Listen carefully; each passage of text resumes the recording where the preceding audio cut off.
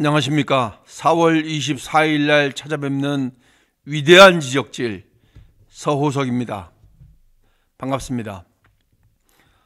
오늘 이제 드디어 정말 경선의 본선이 시작이 됐습니다. 이전까지는 이제 예비 경선이었다면 오늘부터는 이제 그 본경선에 들어갔다고 봐도 과언이 아닐 거라고 생각을 합니다. 이미 이제 예비 후보자들 사이에서 여러분들 다 아시는 바와 같이 이제 8분 중에서 4분은 떨어지시고 이제 4분께서 본경선에 돌입하셔서 오늘 그 첫날 토론을 이어갔습니다. 네, 오늘 우리 한동훈 대표하고 김문수 대표하고의 그 맞수 토론이 진행이 됐었습니다. 근데 오늘 그 두 분 말씀하신 것 중에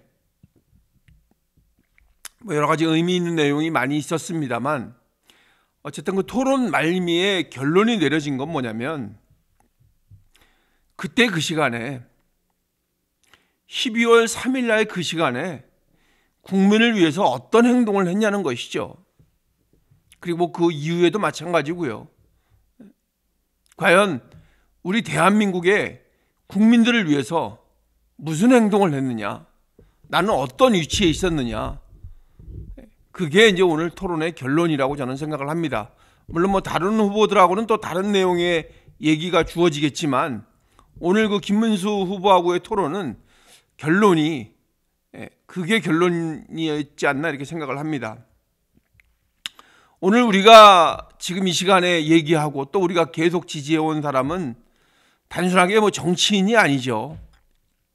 그때의 그 시간을 생각한다면 그건 정치인이 아니고 진짜 국민을 생각하는 한 남자로서 용기 있는 결단을 내린 겁니다. 그래서 비상계엄이라는 그런 국가 붕괴 시나리오를 막아낸 겁니다. 그가 없었다면 지금쯤 우리 대한민국은 암울한 시대가 되어서 때로는 또 피로 물들었을지도 사실 모르는 일입니다. 이게 너무 뭐 심한 말이라고 얘기할지 모르겠지만 그렇지가 않습니다. 우리가 이미 경험을 해봤기 때문에 그 비상계엄이라는 거에 대해서, 그 혹독함에 대해서, 그 암울함에 대해서 우리는 이미 경험을 해봤기 때문입니다. 그런데 그거를 경험을 해보지도 않은 사람이 사실 그걸 막아낸 겁니다. 왜냐하면 어린 나이였었기 때문에 비상계엄이라는 걸 제대로 경험하지 못했죠. 그때 당시에는. 그렇지만 한동훈 대표는 그 학습을 통해서 미리 알고 그것이 어떤 결과를 가져올 것이라는 걸 알았기 때문에 막아낸 겁니다. 바로 한동훈 대표가 그때 그 용기 있는 결단으로 막아낸 거죠. 오늘 그 마지막에 그 의미 있는 사진을 설명할 때도 그때 그게 나왔었죠.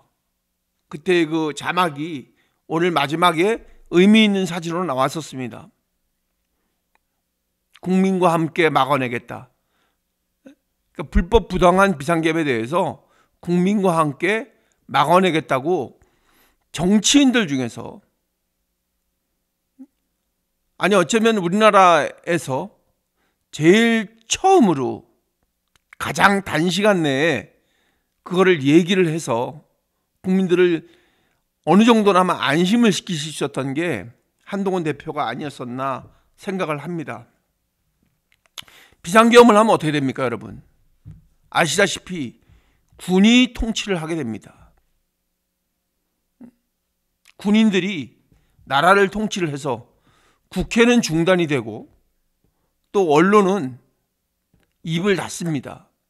왜냐하면 총칼 앞에 당장 내 앞에 다가오는 물리력 앞에 그거를 당해낼 수가 없는 거죠.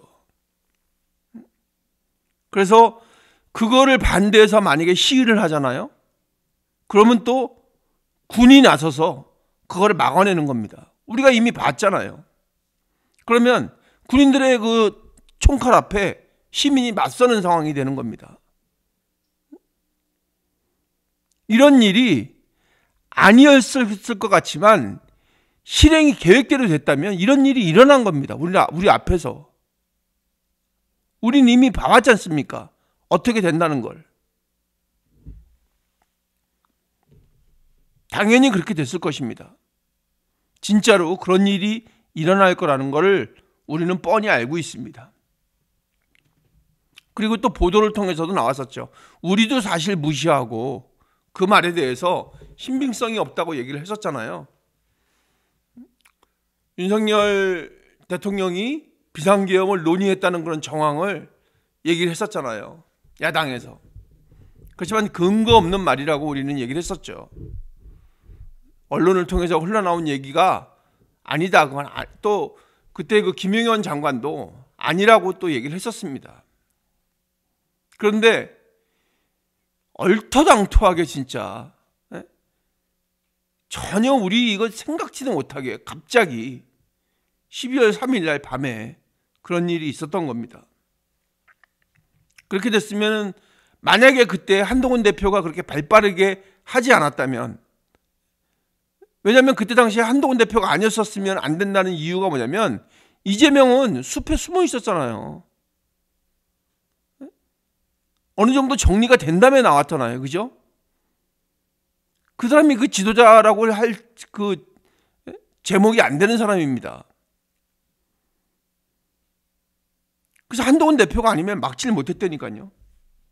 그렇게 하면 여러분들은 광화문에 옛날같이 총 들고 있는 군인들을 지켜봤을 겁니다. 그 다음날 아침에. 그러면 어떻게 되죠? 경제가 멈추고 또 유혈 사태가 일어날지도 모르는 겁니다. 보통 쿠데타가 일어나면 이런 식으로 이제 보통 정리가 됩니다. 이런 모습들이 보여지는 거죠, 우리한테. 우리는 이미 2번의 쿠데타를 경험을 했잖아요, 대한민국이. 그래서 우리는 그 상황에 대해서 잘 알고 있는 겁니다. 그런데 그런 상황이 오지 못하게 브레이크를 건 사람이 한동훈 대표였었습니다. 한동훈이라는 남자가 그때 그거를 막아낸 겁니다.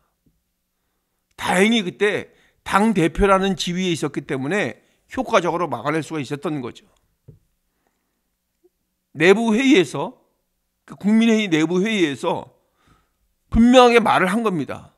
그건 안 됩니다. 이 사람 저 사람하고 말이 많았습니다. 그렇지만 당대표의 지위로 그건 안 됩니다 하고 분명하게 선을 그은 겁니다. 어정쩡하게 하면 막지 못했습니다. 신속하고 확실하게 분명하게 의사를 표현한 겁니다. 그건 안 됩니다. 만약에 막지 못했을 때 여러분 그 벌어질 상황에 대해서 여러분들은 생각해 보신 적이 있나요? 만약에 유혈 사태가 일어났으면, 근데 그 유혈 사태는 일어날 수밖에 없는 게 뭐냐면, 그거는 유혈 사태를 일으키지 않고 싶어도 이 민주당의 이 무례한들이 그걸 유도했을 거란 말이에요. 그래서 가서 더 심한 시위를 하고 더 그 폭력적인 시위를 했을 겁니다. 그래서 만약에 그 정치 실패로 인해서 비상계엄을 막아내지 못했으면 그거를 명분 삼아서 저 사람들은 더 폭력적인 시위를 하고, 그러면은 그걸 어떻게 해야 됩니까? 계엄군이 막아야 될 거 아닙니까? 그럼 계엄군이 그냥 막습니까? 뭔가 물리적인 조치를 취할 때 거기서 당연히 피 흘리는 사람이 나올 겁니다. 그러면은 성남 군중들은 더욱더 심하게, 더욱더 과격하게 시위를 했을 거고, 그러면은 거기에 또 군은 더 철저한 방법으로 막아냈을 겁니다. 그럼 그게 유혈 사태를 불러오는 거죠. 우리가 상상하기도 싫은, 그러나 일어날 수 있을 뻔한 그런 일을 우리 한동훈 대표가 막아낸 겁니다.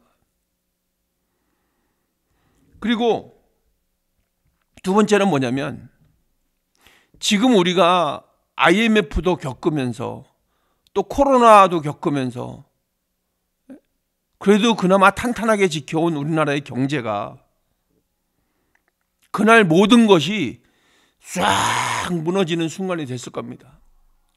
바다에 이 썰물이 빠져나가듯이 쫙 빠져나가는 그런 상황을 우리는 목도에 들 수도 있습니다. 왜냐하면 주식시장이 안 열리거든요. 만약에 주식시장이 안 열리잖아요. 그러면 대한민국의 신용은 끝나는 겁니다. 그냥 나중에 뭐 이틀 있다 3일 있다가 뭐 어떻게 되더라도 될지 안 될지도 몰랐었지만 세계는 서로 발빠르게 돈을 다 빼갔을 거란 말이에요. 바로 못 빼가더라도 돈을 빼가기 위한 여러 가지 조치를 취했을 겁니다.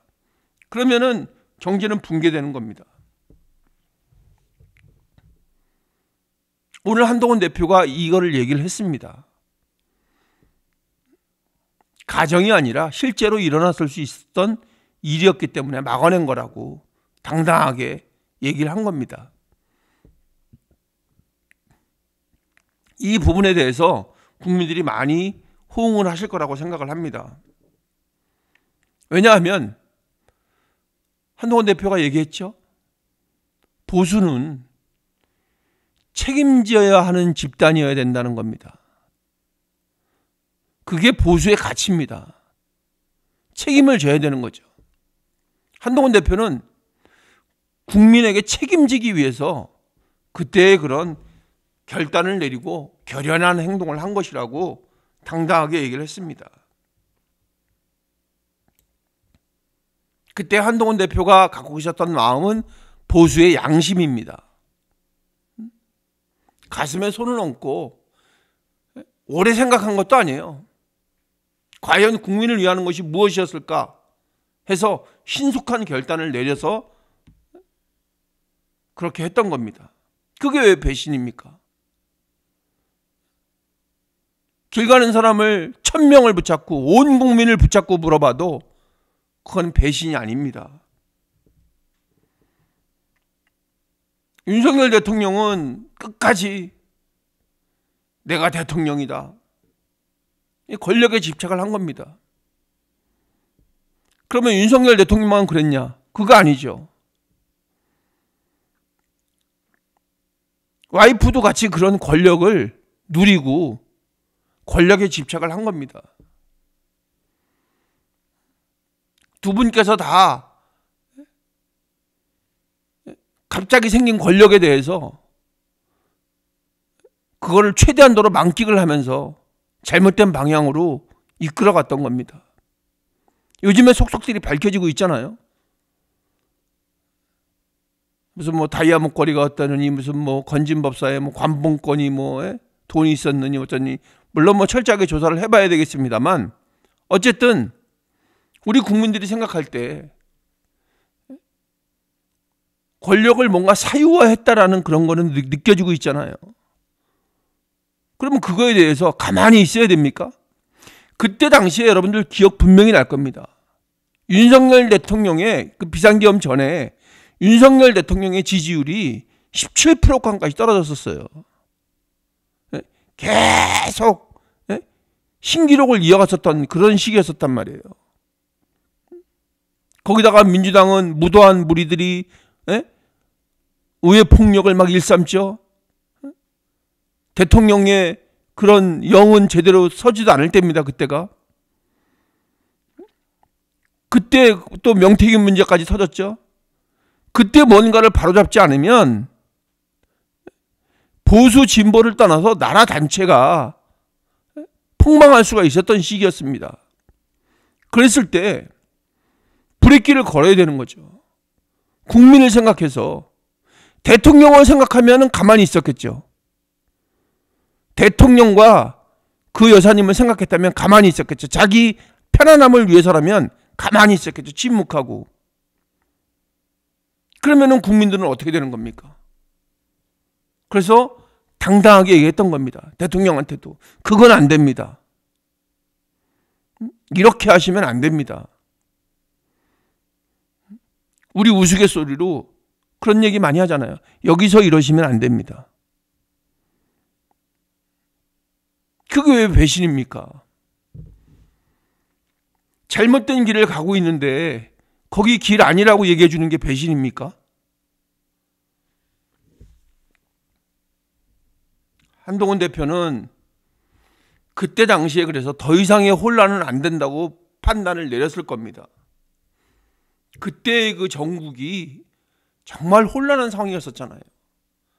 일촉즉발, 명태균의 막 녹취가 공개가 되고, 야당은 그거를 빌미로 해가지고 더욱더 무도한 집단으로 변하고 있고, 어떻게 해서든지 뒤집어 엎으려는 생각을 하고 있고, 정말 혼란한 상황이었었죠. 그랬을 때 한동훈 대표가 다음에 내가 뭐를 해야 될 것이라는 생각한 게 아니라 더 이상의 혼란은 안 되겠다. 그래서 비상계엄 이전에 그런 상황을 막아야 되겠다고 대통령께 계속 간청을 드렸잖아요. 그러시면 안 됩니다. 그러시면 안 됩니다. 그럼 이 얘기 하지 말고 가만히 있었어야 되는 얘기인가요? 아니잖아요. 그냥 우리가 누구 이 편 내 편 떠나서 상식적으로 생각을 할 때 이게 무슨 뭐 예가 될 수 있을지 모르겠지만 우리 집에서 아버지가 맞는지 안 맞는지, 이 비유가 맞는지 안 맞는지 모르겠지만 어쨌든 잘못된 길이라는 거를 놓고 봤을 때 아버지가 맨날 노름하고 주색잡기에 빠져서 맨날 집 가산 탕진하고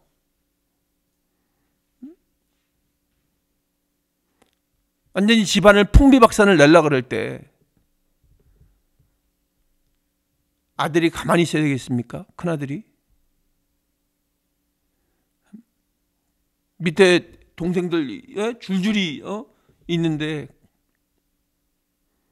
아버지한테 말을 해야죠. 진짜 가정을 사랑하고 아버지를 사랑했다면 얘기를 해야 되는 거 아닙니까? 그러면 안 된다고.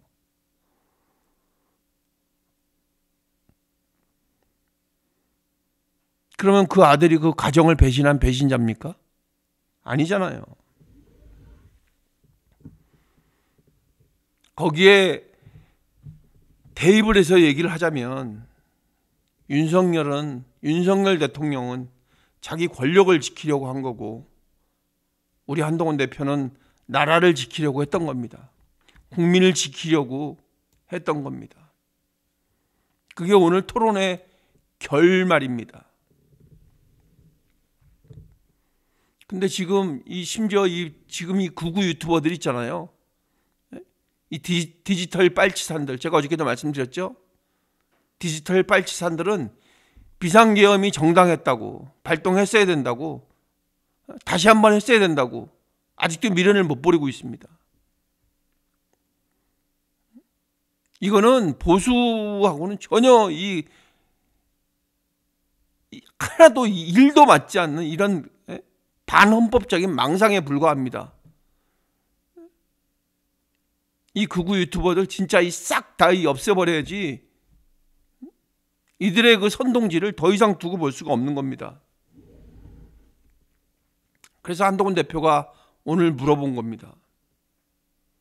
또 우리가 물어봐야 됩니다. 국민들이 물어봐야 됩니다. 이 나라를, 대한민국을 구하려 한 사람이 누군가? 대한민국을 지키려 하는 사람이 누군가? 국민이 피 흘리는 것을 막아내는 사람이 누군가? 대한민국의 경제가 어렵게 쌓아온 경제를 온몸을 던져서 막아야 했던 사람, 바로 한동훈입니다. 이거는 제가 그냥 같은 편이라고 드리는 말씀이 아니라 그때의 그 사실을 다시 한번 말씀을 드리는 겁니다. 우리 한동훈 대표를 지지하는 지지자들뿐만이 아니라 많은 국민들이 이 말에 동의하실 거라고 저는 생각을 합니다. 진영을 떠나서 이 몇몇 이 극우 빨치산들 빼놓고 디지털 빨치산들 빼놓고는 동의하실 거라고 생각을 합니다. 그때 만약에 막는 거를 막지 못하고 비상계엄이 실행이 됐으면 우리는 길거리에서 군인들하고 마주치게 됩니다. 총을 들고 있는 군인들하고 마주치게 되고 신분증을 보여줘야 되고 은행 문이 닫혀 있고 주식 거래가 정지됐을 겁니다. 네, 그런 상황을 예견을 해서 그걸 막은 사람이 그냥 정치인이겠습니까? 정치인은 그때 어떤 행동을 했냐면 숲에 숨어 있었어요. 아니면은 침묵하고 가만히 있었거나.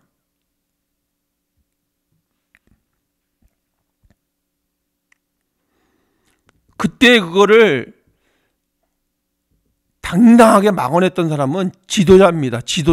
지도자의 마음을 갖고 있었기 때문에 그런 행동을 할 수가 있었던 겁니다. 정치인의 마음이었다면 숲에 숨어서 돌아가는 상황을 지켜봤을 겁니다. 여러분들 누군지 아실 겁니다. 그런 사람이 지금 지도자가 되겠다고 나서고 있는 상황입니다.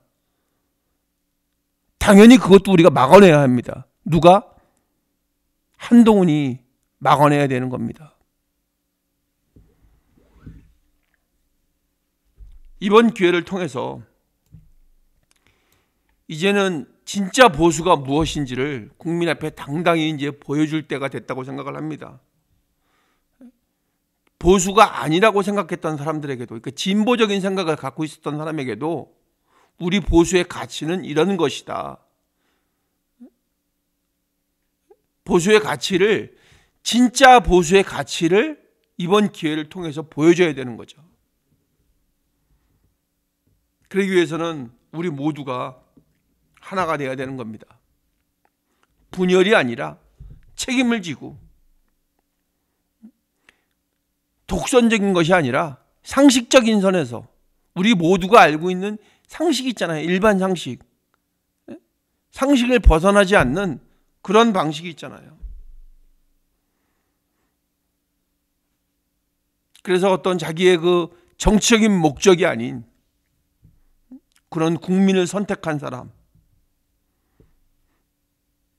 우리가 지켜내야 하고 우리가 선택해야 하고 우리가 보수의 가치를 실현시키기 위해서 일을 시켜야 될 사람, 지도자의 위치에 앉혀놓고 일을 시켜야 될 사람, 한동훈입니다. 오늘 토론을 통해서 그 방법을, 그 타당성을 확실하게 보여줬다고 저는 생각을 합니다. 내일 방송이, 내일 토론이, 홍준표 후보와의 토론이 내일 또 기대가 됩니다. 어떤 말로, 어떤 진정성으로 또 국민을 설득할 수 있을지 많은 기대를 하게 됩니다. 여러분들 끝까지 성원해 주시고요. 더욱더 힘차게 관심 가져주실 것을 부탁을 드리겠습니다. 아울러서 저희 위대한 지적질에도 많은 관심과 성원을 부탁드리겠습니다. 여러분들의 좋아요와 댓글이 저에게는 큰 힘이 되고 또 에너지가 됩니다. 여러분께서 많이 도와주시기를 간곡히 부탁드리겠습니다. 감사합니다, 여러분. 내일 또 뵙겠습니다.